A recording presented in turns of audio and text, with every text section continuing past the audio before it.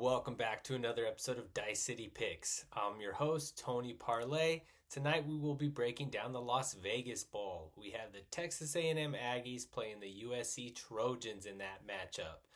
Both these teams are coming off losses to go ahead and end their season. Texas A&M had that disappointing loss to Texas 17-7, while on the other side of the ball, USC lost to Notre Dame 49-35.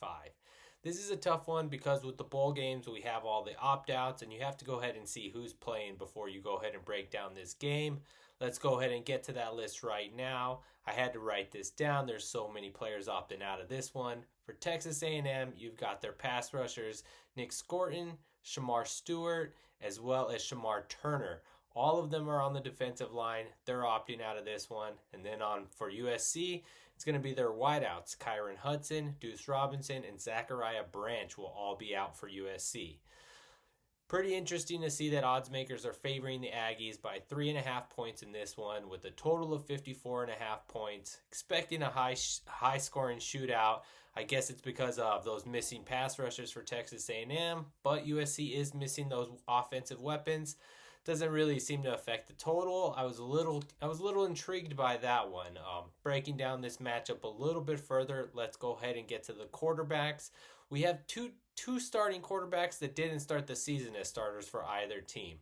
Looks like Marcel Reese around midseason took over for Texas A&M, has been playing very well. He's a dual threat quarterback.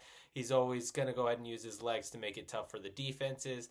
Well, on the other side, USC went to Jaden Mayava after week 12. Mayava has been much more aggressive as a downfield passer, a little bit more athletic than Mitch Moss ever was for USC.